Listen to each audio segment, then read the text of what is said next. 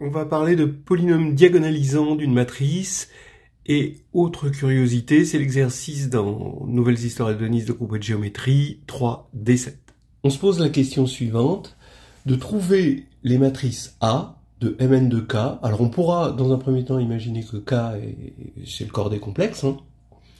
Et il faut trouver les polynômes P de K de X tels que, dans un premier temps, P de A est inversible, tel que P de A est nilpotente, tel que P de A est diagonalisable. Voilà. Et est-ce qu'on peut dégager de cet ensemble de polynômes une certaine structure? Voilà, c'est une question subsidiaire que je vous poserai. Alors, comme d'habitude, l'idée principale, l'idée algébrique, c'est de basculer un problème qui est chez les polynômes d'endomorphisme, ou les polynômes de matrice, si vous voulez, en un problème sur le quotient de K de X, qui nous permet ici, effectivement, de remonter vers des représentants de K de X sur lequel on a plus de liberté, en quelque sorte, dans tous les sens du terme. On a l'évaluation en A, je vous rappelle qu'il y a un polynôme associe le polynôme de A, P donne P de A, il est par essence surjectif et son noyau est engendré, évidemment son noyau est un idéal principal, qui est engendré par le polynôme minimal de A. Ça, c'est quand même une base solide, ce truc-là. Et donc on a un isomorphisme qui nous permet de passer de problèmes ici sur K de A à des problèmes là-dedans. On est plus à l'aise là-dedans, a priori. Voilà.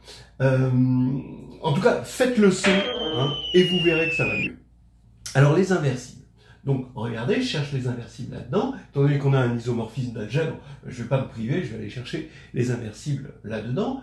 Et finalement, les inversibles là-dedans, c'est noté comme ça, vous connaissez, soit vous le connaissez sous cette forme, soit vous le connaissez sous la forme quels sont les inversibles de Z sur NZ, mais c'est exactement pareil parce que Z et K de X partagent la propriété d'être des anneaux principaux. Bien, ça, les inversibles, évidemment, ça a une structure de groupe pour la multiplication, de groupe multiplicatif, et on sait que à partir du moment où ici on a un quotient d'un anneau principal par un idéal non nul, eh bien ça correspond exactement aux classes de polynômes qui sont premiers avec mu1. Ça c'est bien connu. Et finalement, qu'est-ce que ça veut dire d'être premier avec mu1 pour un polynôme? Bon, si on est sur un corps quelconque, ça nous parle déjà en soi. Si on est sur C, eh bien ça veut dire que quelle que soit une racine de mu1, puisqu'on est sur un corps algébriquement clos, eh bien P n'est pas racine, et donc ça assure le fait que c'est premier entre eux, c'est bien connu par décomposition en irréductible. Et maintenant, comme les racines de mu1, c'est exactement le spectre de A, ça c'est bien connu, sur C en tout cas, eh bien c'est l'ensemble des P bar tels que P de lambda est différent de 0, quel que soit lambda dans spectre de A. Voilà. Donc ça, c'était une chose. Après, vous pouvez le faire autrement, bien sûr. Vous pouvez rester là-dedans. Mais, bon, l'exercice, c'est un petit peu, voilà, pour vous pousser vers les structures algébriques. Le 2, nilpotent, P de A nilpotent. Ça veut dire que on cherche les P tels que P de A est nilpotent, donc on cherche les nilpotents de cette K-algèbre-là. Nilpotent, ça veut dire, finalement, je cherche là-dedans des classes de polynômes telles que, pour un M assez grand, la puissance M de ces classes de polynômes est nulle. Bien. Eh bien, ça porte un nom en général. Ici, c'était le groupe des inversibles. Eh bien, ici, ça va être l'idéal radical. C'est le radical nilpotent, le radical tout court ici dans ce contexte. Eh bien oui, c'est un idéal. Là, ici, on avait une structure de groupe. Là, maintenant, on a une structure d'idéal. C'est quoi? On a des nilpotents. Eh bien, c'est stable par addition. D'accord? Parce que la commutativité nous l'assure. Si n, là-dedans, est nilpotent, n' est nilpotent, eh bien, la commutativité assure la possibilité d'écrire un binôme de Newton, et pour m assez grand, ben, on aura toujours un de ces deux-là qui sera nul parce que n et n' sont nilpotents et donc on aura la somme de 0. On a 0, c'est bien connu, pour m assez grand, donc la somme est nilpotente. Maintenant, si on part de q dans k de x quotienté par mu a, qu'on multiplie par n, eh bien, on met ça à la puissance m. La commutativité, encore une fois, de la multiplication, va faire que qnm est égal à qm nm. Et donc, ça va faire 0 pour m assez grand. Bien. Donc, vous êtes convaincu à ce stade-là que, bon, je vais pas montrer que c'était non vide, mais ça c'est évident, parce qu'il y a 0 dedans, vous êtes convaincu à ce stade-là que le radical nilpotent, c'est un idéal hein, de ça. Et alors, un idéal qui est ici, comme on a une surjection canonique, hein, on relève cet idéal en un idéal de k de x, donc il va y avoir un générateur que je vais appeler R mu. Et là, R mu, je vais regarder sa classe. Donc, en fait, ce que je suis en train de dire, c'est que là-dedans, les éléments nilpotents sont des éléments qui sont engendrés par une classe de polynômes R mu bar. Alors, qu'est-ce qui vérifie R mu bar? Eh bien, il vérifie finalement que R mu bar puissance m égale 0 pour m assez grand. Bah oui, puisque lui il fait partie de l'idéal, donc c'est un élément nilpotent. Donc, ça veut dire, quand on relève que mu a divise R mu puissance m, d'accord? Mais on veut que R mu soit minimal. Donc, vous allez vous convaincre facilement que la minimalité de R mu, ça va faire forcément que si mu a, c'est le produit des pays NI, avec les pays irréductibles dans k de x, eh bien, le R mu, c'est ce qui va faire disparaître les multiplicités. C'est-à-dire, R mu, c'est égal tout simplement au produit des pays. Hein, on fait disparaître les multiplicités. Donc, on va avoir un k de x, et on voit assez facilement par la propriété de minimalité de R mu qu'il y a double divisibilité. Hein, d'accord ? D'abord, R mu divise lui, parce que lui, il est forcément dans le relevé de l'idéal, hein, puisque quand on le met à une puissance m assez grande, vous voyez que mu a va se mettre à diviser, donc on aura l'annulation à partir du moment où on a mis à une puissance m assez grande. Et puis, dans l'autre sens, le membre de droite divise le membre de gauche. Bah oui, avec cette divisibilité, c'est assez évident que chaque pays va diviser R mu puissance m. Bon, bah oui, pays divise mu a, d'accord ? Donc, pays divise R mu par le lemme d'Euclide, hein, puisque pays est irréductible, et donc le produit des pays le divise aussi, d'accord, puisque c'est le PPCM, puisque les pays sont des irréductibles non associés, distincts. Voilà. Sur C, ou même, bon, on va dire, sur un corps de caractéristiques nul, eh bien, R mu a une forme qu'il est bonne de connaître, d'accord, je vais enlever cette virgule parce que pour pas que ça fasse comme si c'était un prime. R mu, c'est mu a divisé par le PGCD de mu a et de la dérivée de mu a. Voilà, c'est comme ça qu'on peut exprimer ceci. Et point de vue calcul, c'est beaucoup plus facile pour une machine de calculer ça que de le calculer en faisant une décomposition en polynôme irréductible. Voilà, il nous reste maintenant le meilleur, les polynômes diagonalisants hein, d'une matrice, et ça, on va essayer de deviner quelle structure on va avoir. Est-ce qu'on va avoir une structure? Est-ce qu'on va avoir une caractérisation? Eh bien, on va regarder ça tout de suite. Alors justement, pour P diagonalisant, c'est-à-dire P de A diagonalisable, là, c'est un petit peu délicat. Bon, on peut dire une chose simple, déjà, pour commencer. Si A est diagonalisable, alors c'est facile de voir que quel que soit P, pour tout polynôme P, P de A est diagonalisable. Ça, c'est déjà une chose. Et ça peut peut-être nous aider, je sais pas.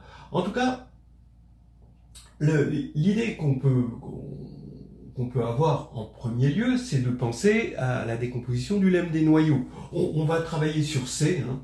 Donc P est diagonalisant si, bon bah évidemment, si et seulement si, hein, P de A est diagonalisable. Mais maintenant, on regarde la décomposition en sous-espace caractéristique, hein, puisqu'on est sur C, et donc P de A est diagonalisable, bah, si et seulement si, tous les induits, puisque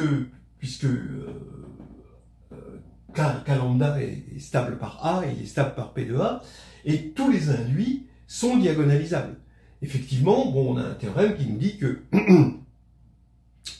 si un endomorphisme est diagonalisable, bah, tous ces induits sont diagonalisables. Ça, c'est bien connu. Donc ici, on a le seulement si, et réciproquement, bah, évidemment que, étant donné qu'on a une somme directe ici, si tous les induits sont diagonalisables, bah, c'est diagonalisable sur eux. Ça, c'est évident. Bien.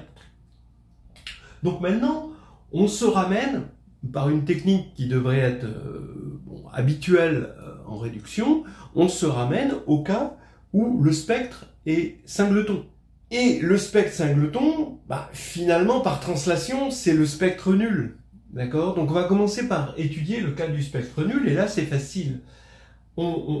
Ça veut dire que maintenant, je travaille sur un endomorphisme nilpotent. Donc ça revient à prendre une matrice nilpotente. Qu'est-ce qui se passe si n est nilpotente? Eh bien, elle a un polynôme minimal, mu n égale x puissance m. Et si je prends un polynôme quelconque, d'accord, qui est de degré k, bon, m est déjà pris, n est déjà pris, c'est la dimension, donc il ne me reste plus que k, là, ici, donc j'évalue p en n, et ça va faire ben, les tout premiers, a0 in, plus a1n, plus a2 n2, jusqu'à am-1, xm-1. Et je veux que p de n, d'accord, c'est-à-dire ce truc-là, soit diagonalisable, ici. On est dans le cas lambda égale 0. Hein. Donc, je veux que ce soit diagonalisable. Mais ça, vous reconnaissez une décomposition de Dunford. Parce que là, vous avez quelque chose qui commute, qui est diagonalisable, évidemment, puisque c'est diagonal. Ça commute avec tout, puisque c'est une homothétie. Et là, bah, c'est... Pourquoi j'ai mis x? Ici, c'est n. Et là, c'est évidemment nilpotent, hein, puisque c'est une somme de nilpotents qui commutent entre eux. Bien. Donc ici, on a un Dunford, et donc P de n, donc ici, ce truc-là, est diagonalisable, si et seulement si, ça, c'est égal à 0. Alors maintenant, j'affirme que les éléments in jusqu'à n puissance m-1, bah, ça forme... Cette famille forme une partie libre. Évidemment, ça forme une partie libre, parce que si c'était lié, on aurait un polynôme qui annulerait n, et qui serait de degré strictement inférieur à m, donc strictement inférieur au polynôme minimal. Donc forcément, ce polynôme serait nul. Ce qui veut dire que cette famille-là est libre, et donc, le fait que ça soit nul implique que les AI sont tous nuls pour I de 1 à m-1. Voilà. Alors, bon, comme on est en caractéristique nulle, on est sur C, ça veut dire que je cherche P tel que la IM dérivée de P en 0 est égale à 0. Alors attention, hein, pas pour I égale 0. I égale 0, on est bon, mais pour I allant de 1 à m-1. Après, ce qui se passe après m-1, on s'en fiche. Mais juste entre 1 et m-1, c'est ça que je veux. Voilà. Donc, j'ai une condition nécessaire et suffisante, ici, hein, pour que, dans le cas nilpotent, hein, un polynôme soit diagonalisant. Bah oui, ça veut dire que finalement, ce polynôme va nous donner une homothétie, tout simplement. Bien. Maintenant, si lambda est quelconque, c'est ce que je vous ai dit, on a une translation qui nous fait l'affaire. On remplace A par A moins lambda IN, et ce que j'ai, c'est que A moins lambda IN, c'est nilpotent, et finalement, le fait d'avoir translaté va faire que je remplace mon polynôme P, hein, pour qu'on ait égalité entre P de A et P lambda de A moins lambda identité, il faut que je remplace mon polynôme P par P de X plus lambda. Bien. Donc, pareil, puisque ça, c'est nilpotent, on se ramène à ce cas-là, puis on remplace P par P de X plus lambda, ce qui va nous donner la condition que P, la ième dérivée de P en lambda, est égale à 0 pour tous les I entre 1 et M-1. Mais maintenant, l'indice de nilpotence de A induit à K lambda, si on peut l'appeler comme ça, on abuse un petit peu en disant ça, l'indice, donc l'indice de nilpotence de ça, hein, K lambda, son indice de nilpotence, c'est quoi? C'est exactement M lambda, donc on a dit, et c'est la multiplicité de lambda dans mu1. Donc ça, c'est un résultat assez général, hein, qui dit que quand on a des induits sur une décomposition, eh bien, le polynôme minimal total, c'est le PPCM des polynômes minimaux locaux. D'accord ? Et là, les polynômes minimaux locaux, ils sont de la forme x moins lambda, puissance m lambda, donc ils sont premiers entre eux, donc le PPCM, c'est le produit. Hein, d'accord ?